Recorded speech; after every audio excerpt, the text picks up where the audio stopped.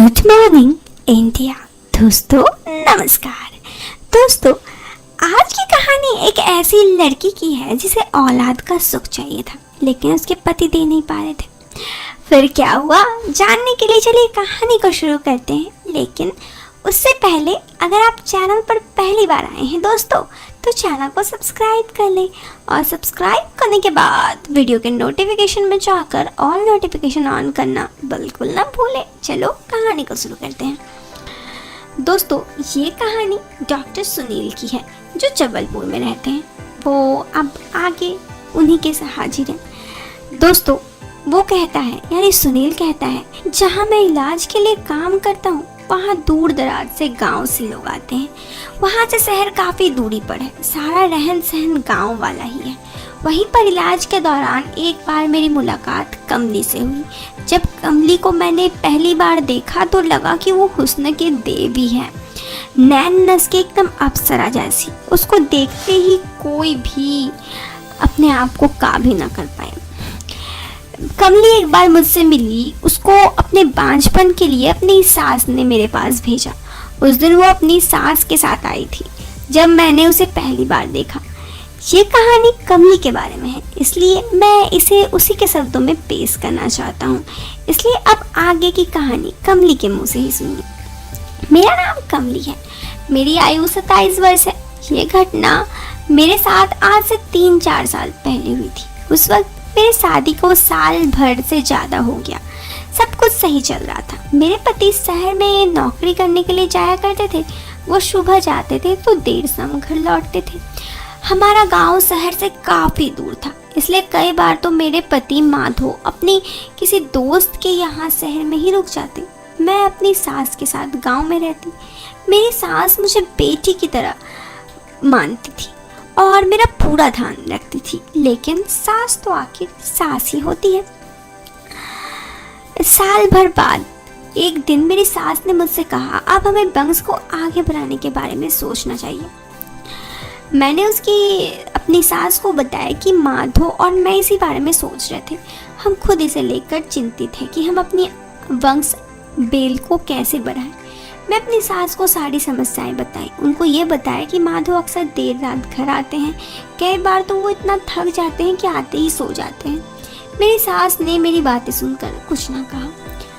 5-6 महीने ऐसे ही बीत गए। अब मेरी सास का व्यवहार मेरे प्रति धीरे धीरे बदलने लगा। आस पड़ोस के औरतों के बहाने से मेरी सास मुझे ताने देना शुरू कर दी, जबकि मैं पूरा कोशिश करती कि जल्दी से जल्दी हमारे घर में बच्चे की किलहरी गूंजे। 2-3 महीने के बाद जब मैं पेट से नहीं आई तो मेरे सास ने मेरे साथ बहुत रूखा व्यवहार करना शुरू कर दिया। एक दिन मैं पड़ोस के बच्चे के साथ खेल रही थी। तभी मेरे सास मेरे पास आई और बोली कि छोड़ इसे बांझ कहीं की, खुद तो बंजर जमीन है और पड़ोसी के बच्चे पर प्यार लुटा रही है। अगर मुझे पहले पता होता कि तू ऐसे निकलेगी तो मैं अपने माधव की साथी तेरे साथ कभी नहीं होने देती। उस दिन मुझे सास की ताना बर्दाश्त न हुई और मैं रोते रोते अंदर चली गई, पर कहीं भी मन नहीं लग रहा था। मैं अपनी सहेली को यहाँ चली गई। मैंने उसे डॉक्टर सुनील के बारे में बताया। मैं डॉक्टर सुनील से मिलने पहुँची। डॉक्टर सुनील ने बताया कि वो जहाँ जांच के बारे में बात करने और नतीजे पर पहुँचते हैं। डॉक्टर ने मेरे पति को क्लिनिक आने के लिए कहा। मैं माधव से इस बारे में बात की तो वो मुझ पर भड़क गए और कहने लगे उसके पास इन सब फालतू कामों के लिए समय नहीं है। पति की ओर से मुझे निराशा हाथ लगी। उन्होंने साफ मना कर दिया। उनको किसी डॉक्टर के चक्कर में नहीं पड़ना था। वहाँ कोई जांच नहीं करवाना चाहता, बल्कि मुझे हिदायत दे डाली कि कमी तुम्हारे अंदर है, तुम्हें जांच करवाने की ज़रूरत है, मुझे नहीं। अब मैं इस बात से बहुत परेशान थी। मैंने अपनी सहेली से सारी बात बताई। मेरी सहेली ने मुझे इसके लिए एक दूसरा रास्ता बताई। वो बोली गांव में बहुत पहुँचे हुए बाबा आए हैं। अगर तुम्हें ठीक लगे तो एक बार बाबा के पास जाकर देख लो। क्या पता उनके पास ऐसा कोई मंत्र हो जिससे तुम्हारी गोद भरी हो जाए। उन्होंने इससे पहले भी कई महिलाओं की गोद भरी की है। अपनी सहेली की बात से मुझे थोड़ी उम्मीद जगी। मैं उसी की बात मानने के लिए तैयार हो गई। सास के तानों से मैं इतनी तंग थी कि मैं कुछ भी करने के लिए तैयार थी। मैं बाबा के पास जाने का मन बना ली। सहेली की बात मानकर मैं बाबा के पास पहुंची।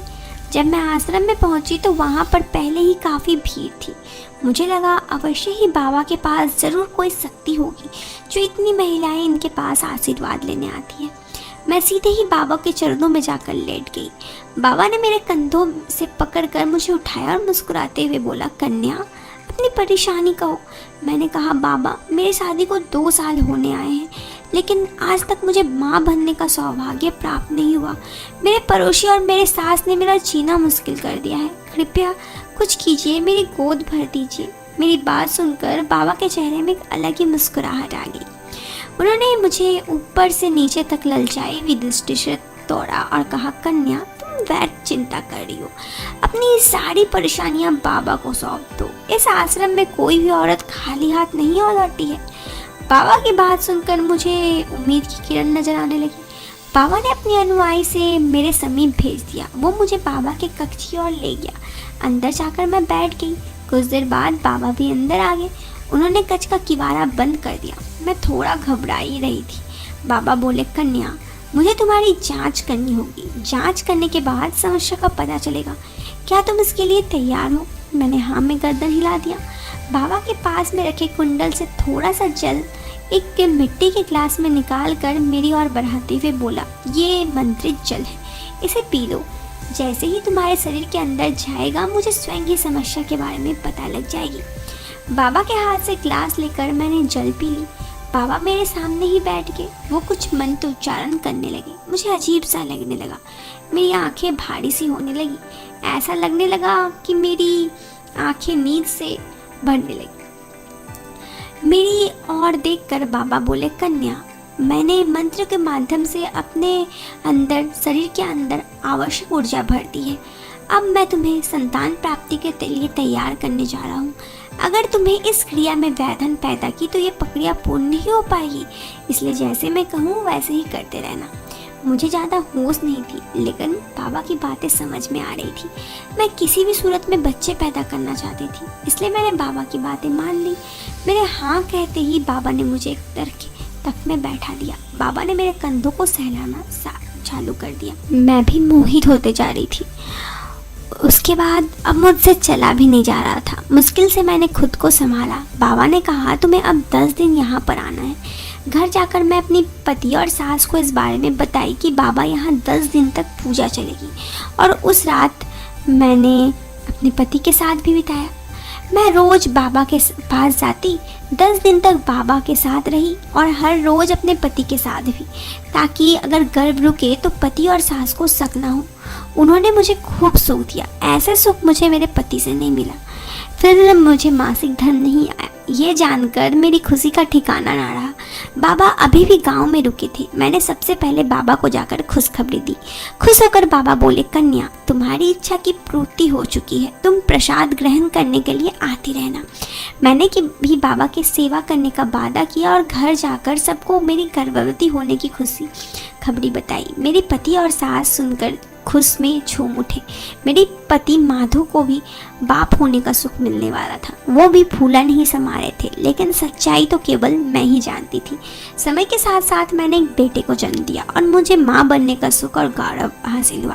ढोंगी बाबा ने मुझे काम और संतान दोनों का सुख परिपूर्ण कर दिया। दोस्तों, ये थी कमली की कहानी। कमली ने बताया कि पहले बच्चा होने के बाद उसके कई बार बाबा के पास गई और चलते गई। वो बीच बीच में बाबा से आशीर्वाद लेते जाती। कमली ने अपने इस तरह बाबा को सौंप दिया कि बाबा का इस तरह प्रसाद लिया कि वो 3 साल के अंदर कमली ने 3 बच्चों को जन्म दिया। आज वो गर्व से सिर उठाकर अपने 3 बच्चों की माँ कहलाती है। औलाद का सुख दिया बाबा ने। तो दोस्तों, कमली की कहानी तो यहाँ ख़त्म हो जाती है, लेकिन एक बार मैं इससे कहानी से ज़रूर कहूँगी कि अगर आप भी कभी शक करते हैं, अगर आपको भी लगता है कि आप में कोई कमी नहीं है, तो एक बार किसी और से अपने बारे में चेकअप ज़रूर कर लें, नहीं तो बाद में व्यर्थ में आपको ही पछताना पड़ेगा। खैर मैं क्या कह रही हूँ ये तो आप जरूर समझ गए होंगे। तो अगर आपको ये वीडियो पसंद आई तो वीडियो को लाइक करने के साथ साथ चैनल को सब्सक्राइब जरूर करना, ताकि हमारे चैनल की इसी तरह की कहानियाँ और इंटरेस्टिंग वीडियोस आप तक सबसे पहले पहुँच सके। ठीक है, तो मैं मिलती हूँ दोस्तों आपसे फिर एक नए वीडियो में। तब तक के लिए बाय बाय, टेक केयर, जय हिंद, वंदे मातरम।